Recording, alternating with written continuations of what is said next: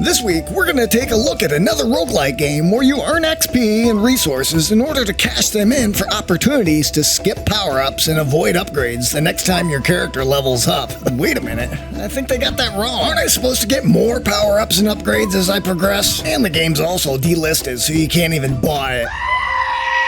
What the heck? This is our review of Bonk Survivors. I'd like to thank the publisher for providing me a review copy of the game. It was developed and self-published by Games.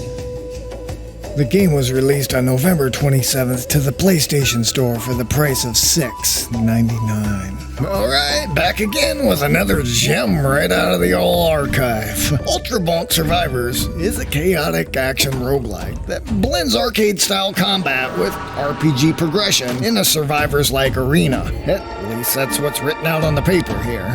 With no real backstory, you're just kind of thrown into a magical arena, overflowing with waves of enemy hordes and general chaos. So you fight along to build and gain whatever resources you can, and you face endless waves of goblins, skeletons, and demons as the background erupts with glowing magic and collapsing ruins.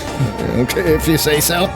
You do start with a choice of 2 warriors to choose from and unlock powerful champions like the legendary Lion Knight. Ooh, I can't wait. Each hero brings its own stats, strengths, and attack styles to master.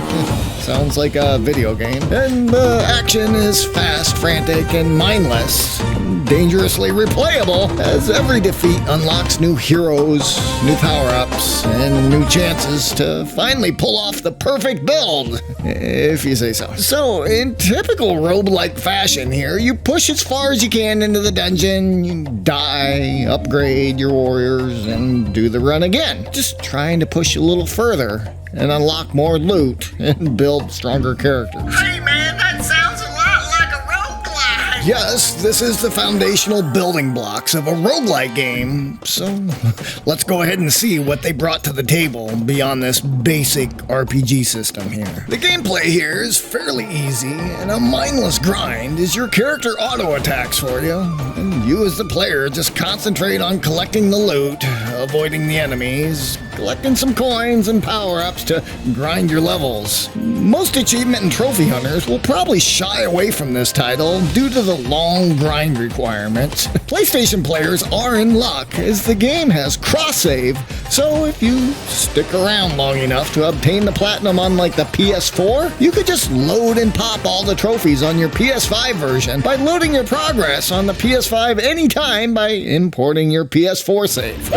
And now for the bad news. 2 weeks ago, PlayStation went through the storefront and delisted over 1,000 games from the store that were deemed low quality, dupes, and shovelware. This publisher in particular, Nostra, got hit hard with this and lost a ton of their games that were quick, easy trophy grabs or just slight variants of one another. Ultra Bonk Survivors was caught in this push and has been removed from the storefront altogether. So if you didn't pick up the title before the cleansing, you're SOL, or you need to find a friend to game share the license, but honestly, you're probably safe enough to leave this sleeping dog lie. What the dog doing? So, why even review the game now, right? Well, I chose this title in particular because I thought it looked something like a mindless fun that landed somewhere between something like Portal Knights and Vampire Survivors. Something like that. The game is still available over on the eShop as Nintendo just does whatever it wants over there. Why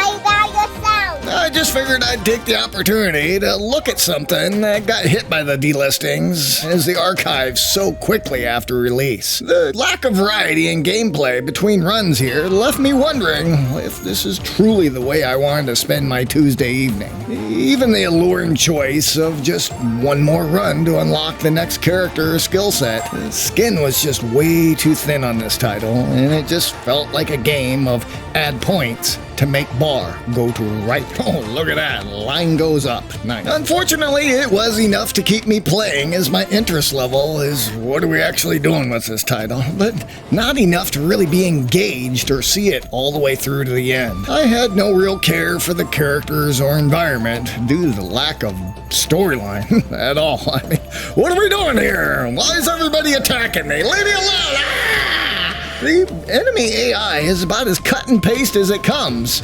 As soon as they spawn, they just move in a linear path to your location. It's locked on target. Stay on target, stay on target. Which, to be fair, is typical for these Survivor games, but I mean, come on, let's evolve the genre here a little bit. Maybe just a little bit, shall we? Come on. The era of AI piecing together strings of code to quickly punch out games for quick completions and base level pricing is coming to a close. I believe the slop tanks are full here, as we need publishers to stand behind quality experiences that hold real emotional value for players, and quit putting unrealistic schedules on game developers. I mean, where's the love? This is a game that has no flavor. There is no flavor. To be completely honest, I probably will circle back on this title and eventually run it to the end for the double platinum, but not this week, because I got some actual games to play coming up for the next week. The Ultra Bonk Survivors failed to bring anything new to the table, failed to maintain a foothold at the PlayStation Store, and overall failed to leave a lasting impression. With me, it felt like low-effort, sub-quality release, and although playable, I think we can do a lot better here. I rated it a 1! Beans out of 5. Yep, well, that wraps up that review right there. Here's some notes I took. Where I put the keys to the tractor. So, you know, we make these new review videos every week, so if you're an indie developer or there's something you want to see, leave your favorite emoji down in the comments. And if you haven't noticed, I've been working with select publishers this year. Feel free to reach out if you're interested in adding your game to our future reviews. Be sure to visit again next week as we continue to take humorous stabs at some of the industry's new and upcoming titles. Welcome to the frontier. Wild West Legacy. Stay safe out there. We'll see you next time on the farm.